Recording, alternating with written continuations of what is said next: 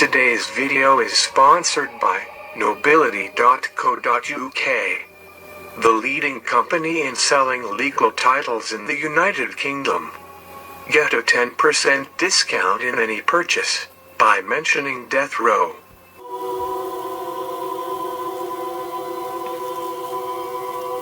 The Bureau of Justice Statistics has estimated there are 3,200 transgender inmates in the nation's prisons and jails. Perhaps the best-known case of a transgender prisoner seeking treatment was that of Chelsea Manning, the former Army intelligence analyst who served 7 years in federal prison for leaking government documents to WikiLeaks until President Barack Obama commuted the sentence in 2017. Gender transition is the process of changing one's gender presentation or sex characteristics to accord with one's internal sense of gender identity, the idea of what it means to be a man or a woman, or to be non-binary or genderqueer. For transgender and transsexual people, this process commonly involves reassignment therapy, with their gender identity being opposite that of their birth-assigned sex and gender. Transitioning might involve medical treatment, but it does not always involve it. Cross-dressers, drag queens, and drag kings tend not to transition, since their variant gender presentations are only adopted temporarily. The first openly transgender person to be executed in the United States, Scott A. McLaughlin, was his birth name. Amber McLaughlin was the name she gave herself after her transition from male to female while incarcerated. Amber McLaughlin, born January 13, 1973 in Missouri. Amber had a very rough childhood. She was abused in many occasions. She was moved from one home to the other.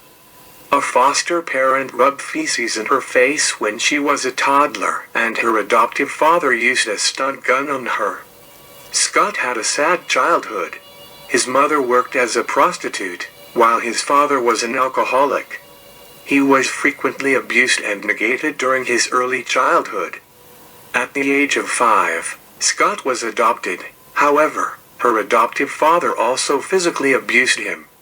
He was also denied food as a child. Due to poor grades at school, Scott was tested and found to have attention deficit hyperactivity disorder, mild brain damage, and learning disabilities.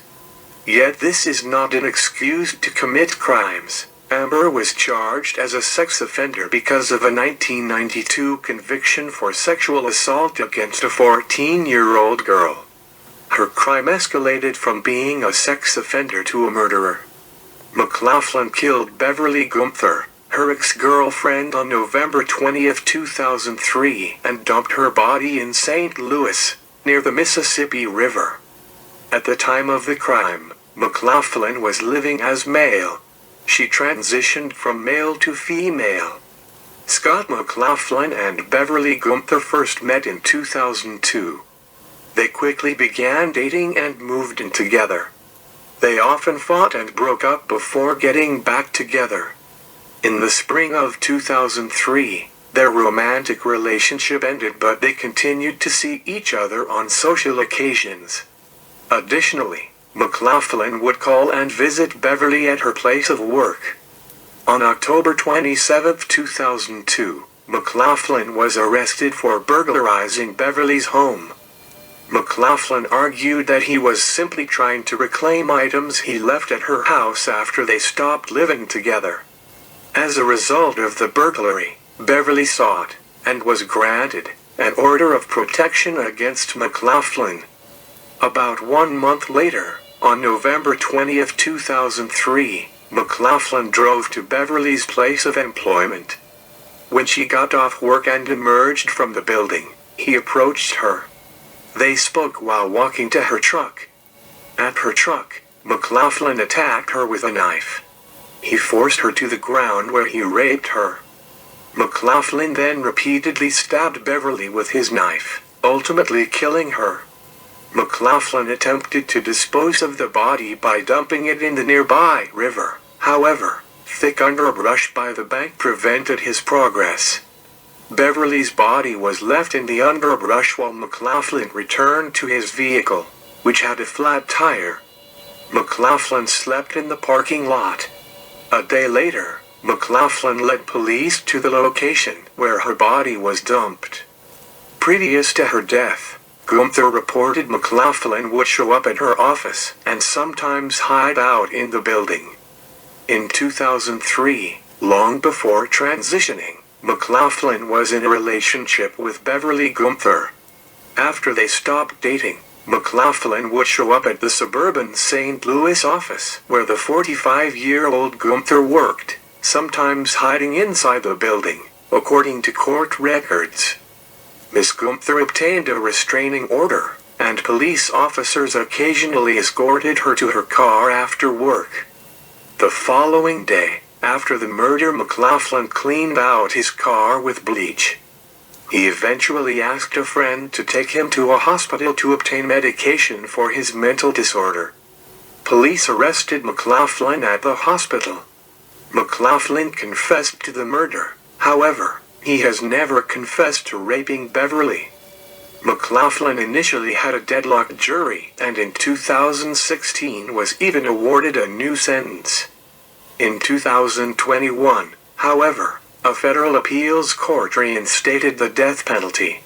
McLaughlin's lawyers have pointed to the deadlocked jury in the initial trial as reasons Parson should spare her life. At McLaughlin's 2006 trial, the jury was deadlocked on the issue of the death penalty. In most U.S. states, this would result in a sentence of life imprisonment. However, Missouri is one of only 2 states, the other being Indiana, in which a judge has the discretion to sentence a defendant to death if the jury is deadlocked on the issue of capital punishment.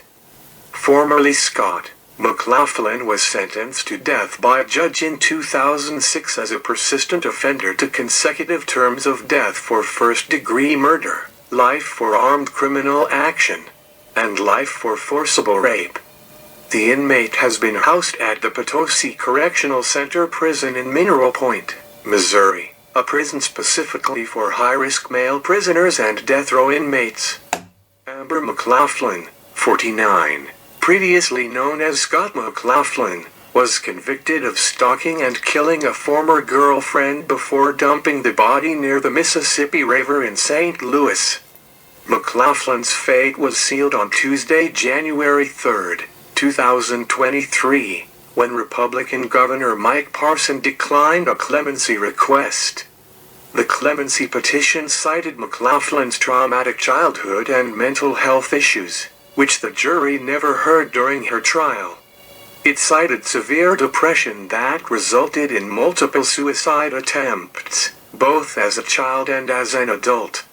The petition also included reports citing a diagnosis of gender dysphoria, a condition that causes anguish and other symptoms as a result of a disparity between a person's gender identity and their assigned sex at birth. But McLaughlin's sexual identity was not the main focus of the clemency request. January 3, 2023, Amber McLaughlin was executed. McLaughlin spoke quietly with a spiritual advisor at her side as the fatal dose of pentobarbital was injected. She then breathed heavily a couple of times, then shut her eyes. She was pronounced dead a few minutes later. "I am sorry for what I did," McLaughlin said in a final, written statement. "I am a loving and caring person." A database on the website for the Anti-Execution Death Penalty Information Center shows that 1,558 people have been executed since the death penalty was reinstated in the mid-1970s. All but 17 of those put to death were men. The center said there are no known previous cases of an openly transgender inmate being executed. Thank you for watching Death Row.